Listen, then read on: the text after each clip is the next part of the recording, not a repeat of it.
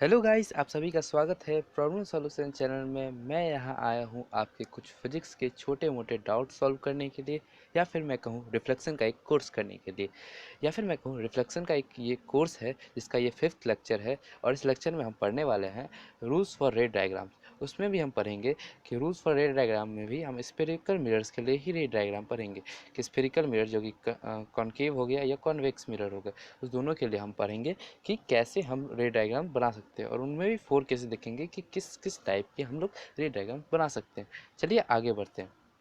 सबसे पहला केस जो हमारा आता है वो आता है कि when a ray of light coming from any source, means क्या किसी भी सोर्स से आ रहा हो पर दूर से आना चाहिए, या फिर पास से भी आ सकता है। बट उसमें एक और केस लगा दिया, parallel to the principal axis after reflection the mirror it passes from the focus of the mirror. Means हमने पिछले वीडियो में पढ़ा भी था ये कि कोई भी रेज या फिर फोकस की डिफिनेशन भी पढ़ी थी कि जब कोई भी रे प्रिंसिपल एक्सिस के पैरेलल आती है तब वो रे जो है फोकस से पास करेगी। हम फोकस को भी इसी तरह से डिफाइन करते हैं। तो हम लोग पहला केस यही लेंगे कि कब जो भी रेज प्रिंसिपल एक्सिस के पैरेलल आएगी वो फोकस से ही जाएगी। आगे बढ़ते हैं और इसे डीपली समझते हैं इस पिक्चर के हिसाब से। यहाँ पे कुछ और पहले से ड्रॉ है, इसे मैं मिटा लेता हूँ। चलिए आगे बढ़ता हूँ।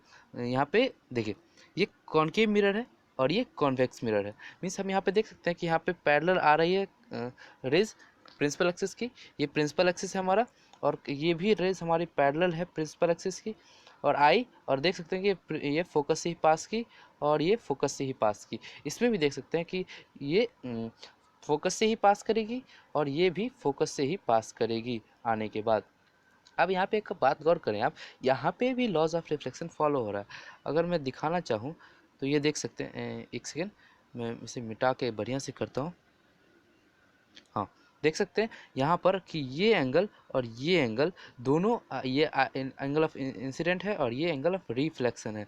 मीन्स मैं कह सकता हूँ कि यहाँ पे भी लॉज ऑफ रिफ्लेक्शन फॉलो होते हैं, चाहे दोनों में, चाहे वो कॉनकेव मिरर हो चाहे वो कॉन्वेक्स मिरर हो, हमें ये फॉलो कराना है क्योंकि वो एक यूनिवर्सल लॉ है। आगे बढ़ते हैं, उसके बारे में और जानते हैं। सेकेंड केस जो हमारा ये आता है कि when a beam of light passing through focus after striking the mirror it reflect back parallel to the principal axis. Means क्या कि जब हम लोग पढ़ा कि फोकस जब भी कोई लाइन जो है वो प्रिंसिपल एक्सिस के पैरेलल आती है तो वो फोकस से गुजरती है। तो हम लोग ये भी तो अजम्पशन कह सकते हैं, जब वो कोई भी लाइन फोकस से गुजरती होगी तो वो पैरेलल प्रिंसिपल एक्सिस के पैरेलल जाती होगी। यहाँ आप देख सकते हैं कि ये प्रिंसिपल एक्सिस है और ये लाइन जो है फोकस से अगर पास कर रही है तो वो रिफ्लेक्ट होके पैरेलल जा रही है प्रिंसिपल एक्सिस। मैं यहाँ पे ड्रॉ कर सकता हूँ कि ये दोनों, ये पैरेललिटी का साइन है, आप लोग मैथ से पढ़े होंगे इस चीज़ को। ये दोनों पैरेलल हो जाते हैं। आगे बढ़ते हैं और इसे डीपली समझते हैं केस 2 को। ये देख सकते हैं ये कॉनकेव मिरर था, इसमें लाइट रेज जो थी वो फोकस से पास हुई और वो पैरेलल गई प्रिंसिपल एक्सिस की।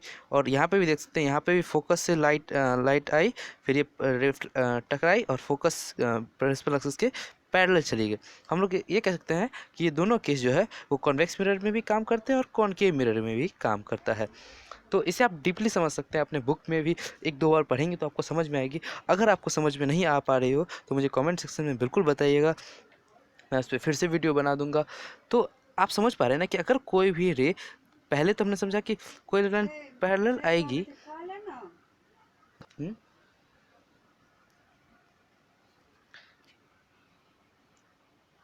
ये ये दोनों ही करेक्ट हैं।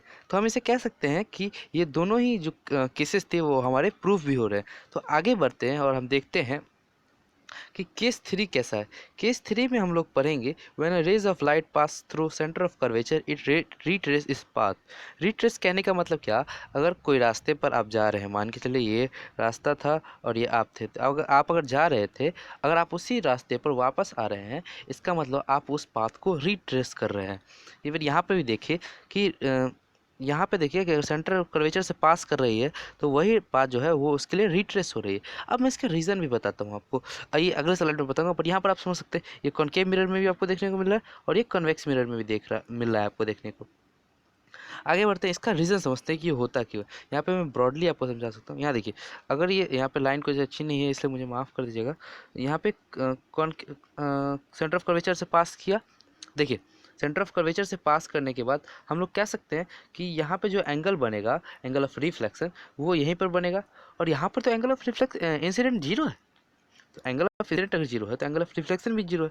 इसका मतलब वो अपने पाथ को रिट्रेस करेगा। या फिर हम लोगों ने पढ़ा था कि अगर कोई भी प्लेन मिरर पे अगर कोई लाइन आती है वो टल जाती है, अगर वो नॉर्मल से अगर कोई लाइन आती है तो वो अपने पाथ को रिट्रेस करती है, क्योंकि यहाँ पर जो एंगल रहता है वो जीरो रहता है, यहाँ पे भी जो एंगल रहता है वो जीरो ही रहता है। इसलिए हम लोग कह सकते हैं यहाँ पे भी वही केस फॉलो हो रही है। आगे बढ़ते हैं, केस 4 को देखते हैं। केस 4 का कहना है कि when a rays of light incident on a pole, then after striking the mirror it goes to the other end of the principal axis and in this process laws of reflection also follows. मतलब हर किसी भी laws में, किसी भी रे diagram में हमको लॉ ऑफ रिफ्लेक्शन को फॉलो करना ही होगा। लॉ ऑफ रिफ्लेक्शन बहुत ही इंपॉर्टेंट है, क्योंकि इससे आपको बोर्ड्स में बहुत अच्छे क्वेश्चन पूछे जाते हैं। 2019 में भी बोर्ड्स में रिफ्लेक्शन ऑफ लाइट के डायग्राम से कम एक 5 मार्क्स का और एक 3 मार्क्स का क्वेश्चन जरूर ही रहता था।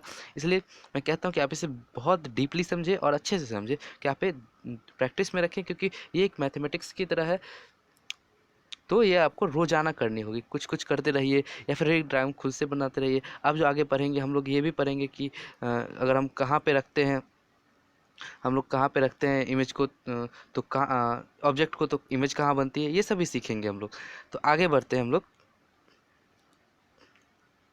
यहाँ देखिए, केस थ्री हम लोग देख चुके थे। आगे बढ़ते हैं, केस 4 का भी हम इमेज देखने वाले थे ना, इमेज देखेंगे। यहाँ पर हम लोग सीखेंगे, देखिए यहाँ पर ये जो एंगल आई वो यहाँ पे टकराई पोल पे एकदम, और इसी एंगल से चली गई। अब यहाँ पे एक बात गौर करने वाली है, प्रिंसिपल एक्सिस से इस लाइन के जितनी एंगल बन रही है उतना ही एंगल इस लाइन से भी प्रिंसिपल एक्सिस की बनेंगी, क्योंकि हमारा यही तो हमारा नॉर्मल है इस इमेज के मिरर के लिए, ये हमारा यही तो हमारा मिरर नॉर्मल है इस मिरर के लिए।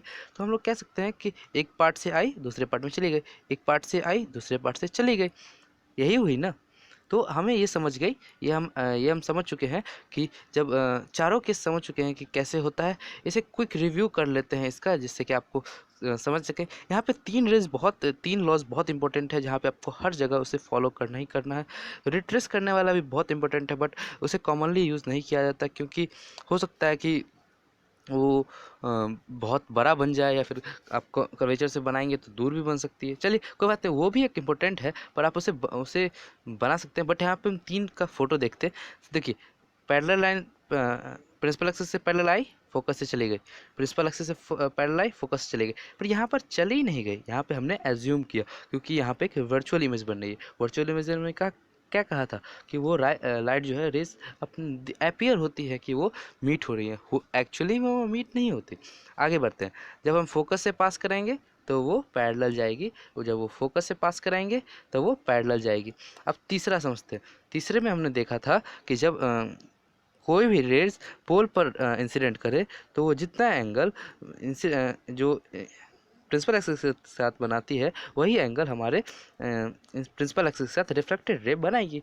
वैसे ही हम अगर उसका कन्वेक्स मिरर के केस में देखें, सेम लॉ यहाँ पे भी फॉलो होगी, और यही चारों लॉ आपको बहुत अच्छे से करनी होगी, क्योंकि इसी चारों लॉ पे जो हमारा रे डायग्राम है वो बेस है, और बेस से कहते हैं ना बिल्डिंग बहुत स्ट्रांग बनती है। इसलिए आप बेस को स्ट्रांग रखें, जिससे कि आपकी बिल्डिंग हिस्ट्री या फिर मैं कहूँ रे डायग्राम बहुत स्ट्रांग बने। आप रे डायग्राम को अच्छे से और समझ सकते हैं, या फिर मैं आपको अगले वीडियो में और अच्छे से समझा सकूँगा। अगर आप कमेंट में डाल दें कि अगर मुझे कुछ मुझसे गलत बोला गया हो, या फिर मैं कुछ गलत बोल गया हूँ, तो मुझे बिल्कुल यहाँ पे बता दीजिएगा कि मैं कुछ गलत बोल गया। आज का question of the day, in order to get a parallel beam of light the bulb in headlamp of the vehicle is placed. अब हमें क्या कह रहा है कि हमें पैरेलल बीम ऑफ रेस चाहिए, तो हम कहाँ पर हेडलैम्प के व्हीकल में बल्ब को प्लेस करेंगे जो कि वो एकदम स्ट्रेट जाएगी। आप इससे समझ सकते हैं, आप जो मैंने समझाया अभी तक वो समझ सकते हैं कि अभी ये जो समझा उसी का एक क्वेश्चन है। At focus of the concave mirror, between focus and the pole of the concave mirror, between F and C of the concave mirror and F of the concave convex mirror. हमें ये समझना होगा कि वहाँ पहले सबसे पहले समझेंगे कॉनकेव मिरर होता है या कॉन्वेक्स मिरर होता है, यही समझना पड़ेगा। तो आप यहाँ पे देख सकते हैं, आपका क्वेश्चन ऑफ द डे भी ख़त्म होता है। और thank you for watching the video. इस पेज के साथ हमारा जो क्लास है वो ख़त्म होता है। अगर मुझसे कुछ गलती हुई है तो मुझे छोटा भाई समझ के माफ़ कर दिएगा या फिर बड़ा भाई समझ के माफ़ कर दीजिएगा। और इस वीडियो को लाइक ज़रूर कर दीजिएगा। अगर मुझसे कोई गलती हुई तो कमेंट सेक्शन में ज़रूर बताइएगा। अगर पसंद आए तो लाइक कर दीजिएगा, अगर नहीं पसंद आए तो डिसलाइक भी कर सकते हैं, ये आपकी मर्ज़ी पे है। थैंक यू, आपका शुक्रिया इस वीडियो को देखने के लिए।